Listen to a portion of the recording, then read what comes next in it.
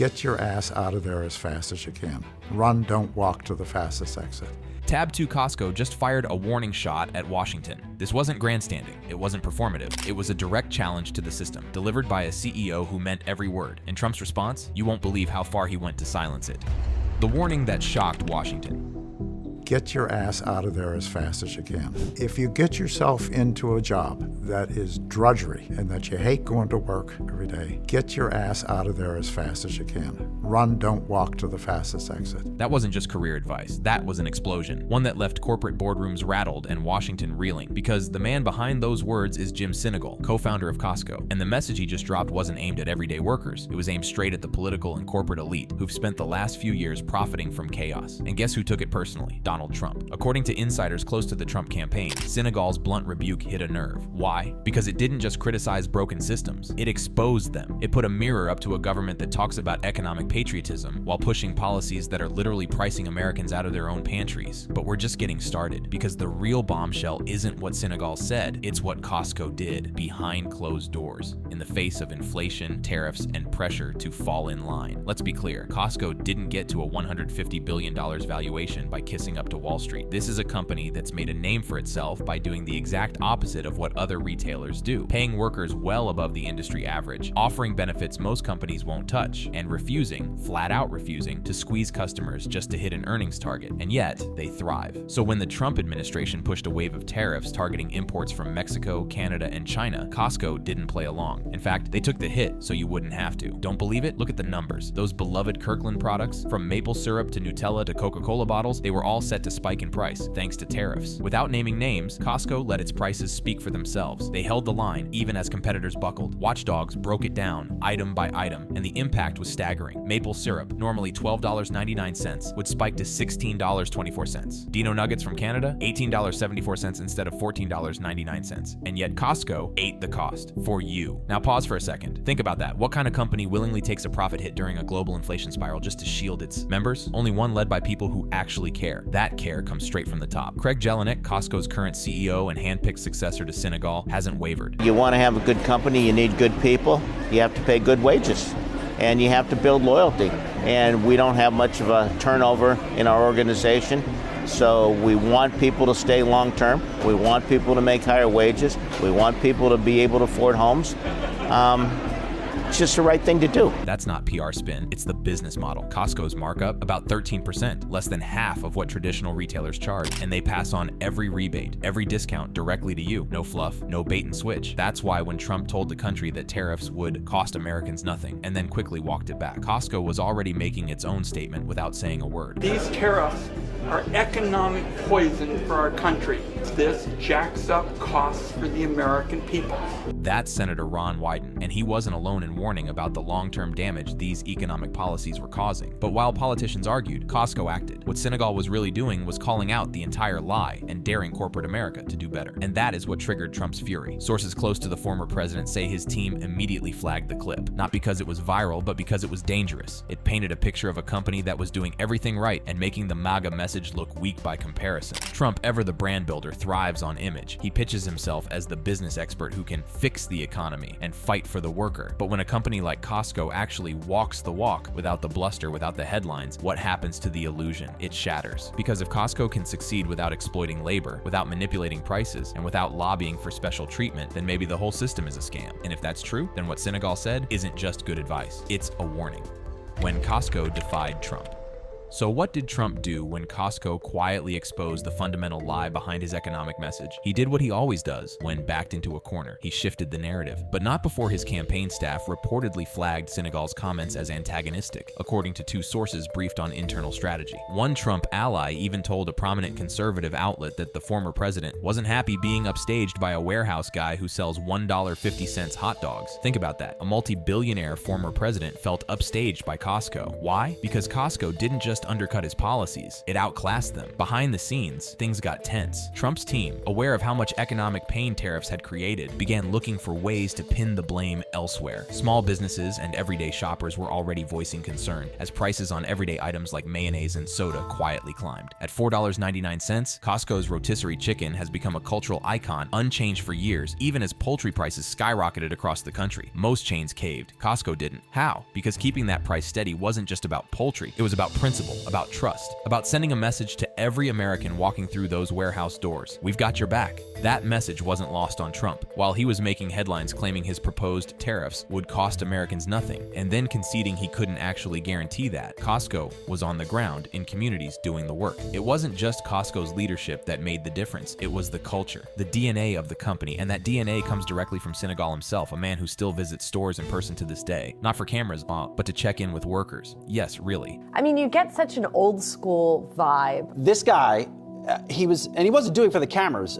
He was walking the whole store, greeting employees, checking out the merchandise. When was the last time you saw a retail CEO do that? When Senegal stepped back from day-to-day operations, he didn't vanish. He stayed on the board. He kept showing up, not to micromanage, but to make sure the mission endured. That mission, people before profit, integrity before image, service before sound bites. Now compare that to what Trump was doing at the same time, threatening to unilaterally set tariff rates against countries that treat us unfairly, while openly admitting he might not wait for negotiations. They either negotiate a deal or we set a deal that we think is fair. There'll be tariffed higher than others. What Costco was doing in response was nothing short of defiant. They began exploring alternative supply chains, scaling international operations, and investing in employee retention during one of the tightest labor markets in modern history. While Target and Walmart scrambled to match rising wages under public pressure, Craig Jelinek calmly reminded everyone where Costco stood. We always want to make sure that our employees are at the higher end of the scale, and we believe that they are at the top end. We want to keep our employees. And it worked. Costco's turnover rate for long-term employees, just 5%. For the rest of retail, a staggering 60%, according to labor reports. And while Trump continued to chase applause lines and hint at tariff escalations, Costco got busy expanding into China, a market where other U.S. retailers have failed miserably. What happened next was unreal. Their first store, so packed on opening day that authorities had to ask them to temporarily close the store for public safety. Traffic overflowed, demand outpaced every projection. The Chinese parents would rather go to Costco than pick up their kids at daycare. You can't buy that kind of loyalty. You earn it. The press covered it like a novelty, but it wasn't funny. It was strategic. While Washington fumbled trade policy, Costco went global and won. And all the while, Jim Senegal kept hammering the same message. Do the right thing. Not when it's convenient, not when it's popular, but every time. But here's the truth. Costco is doing more for American workers than any campaign speech ever could. Costco didn't wait for Washington to clean up the mess. They built something better. And now, the political class, including Trump himself, is being forced to answer a very uncomfortable question. If Costco can do it, why can't they?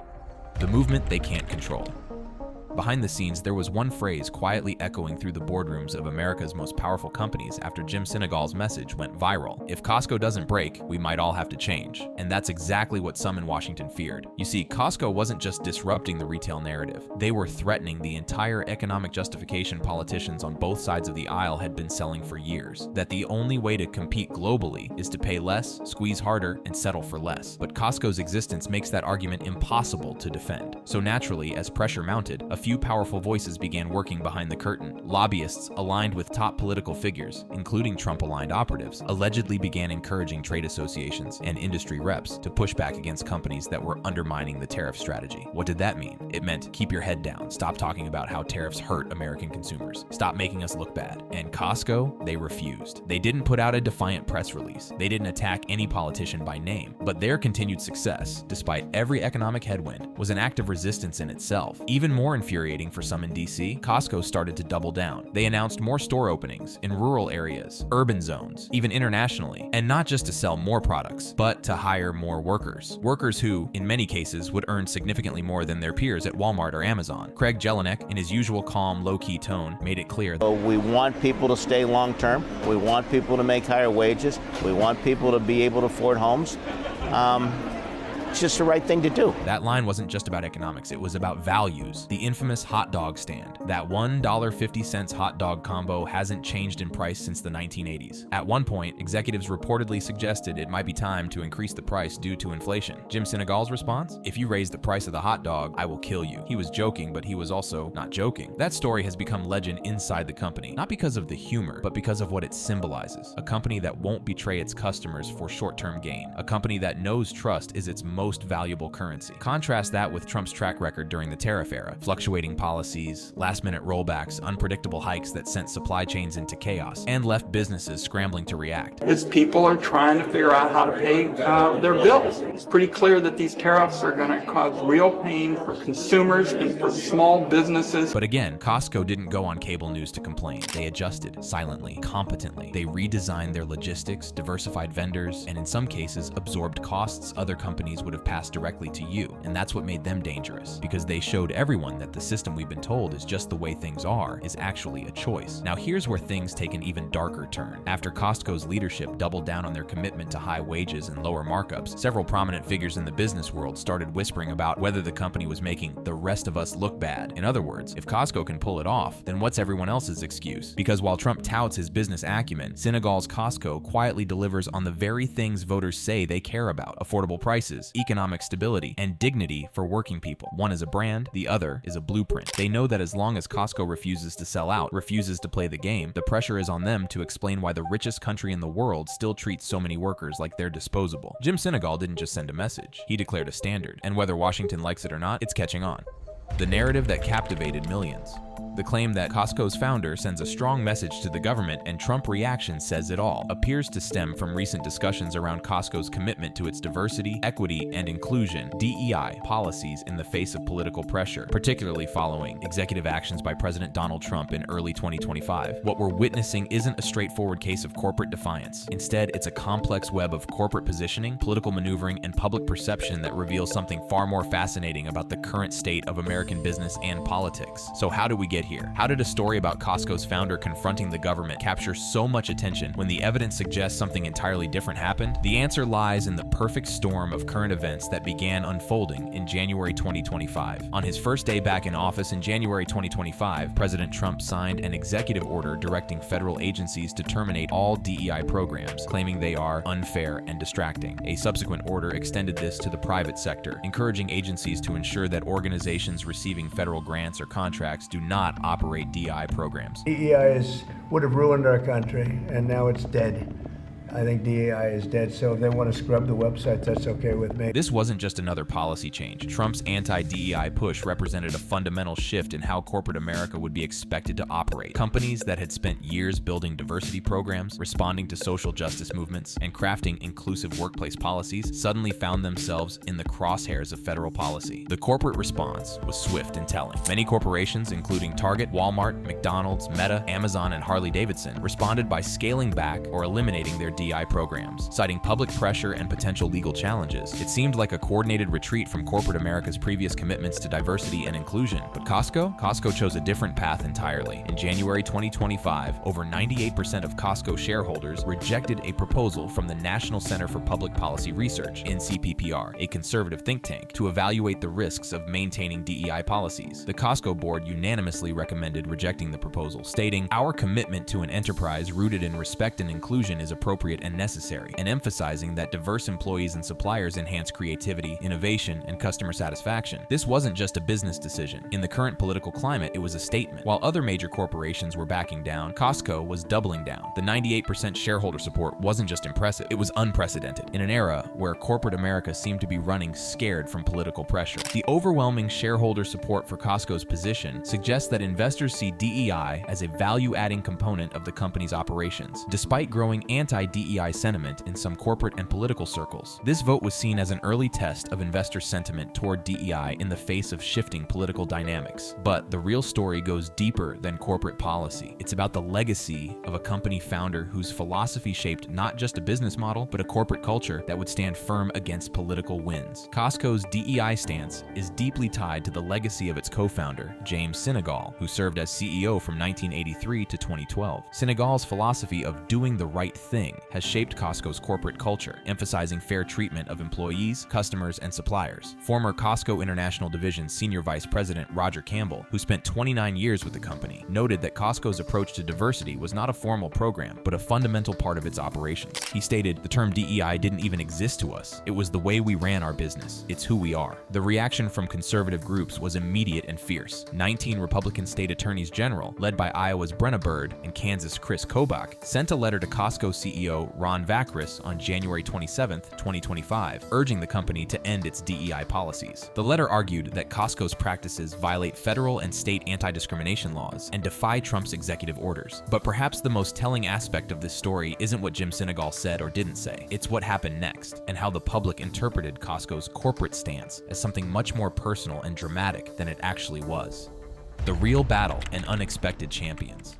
The pressure on Costco was unlike anything the company had faced before. These orders created significant pressure on corporations to scale back DEI efforts, with companies like Walmart, McDonald's, Amazon, Target, and Google announcing reductions or rebranding of their diversity programs. For example, Walmart and Target ended goals aimed at increasing representation of underrepresented groups, while Google removed diversity-related language from its annual report. But Costco's response was defiant in ways that surprised even seasoned political observers. CEO Ron Vacris, responding to a customer inquiry about DEI, stated, "If these are the policies you see as offensive, I must tell you I am not prepared to change." This position was echoed by the board's unanimous rejection of the NCPPR proposal and reinforced by Chairman Tony E. James. This wasn't just corporate spin. The numbers told a story that would make any business executive take notice. The NCPPR argued that DEI programs pose significant risks, citing potential lawsuits for alleged discrimination against employees who are white, Asian, male, or straight. They referenced a 2023 Supreme Court decision that struck down affirmative action in college admissions and a $25.6 million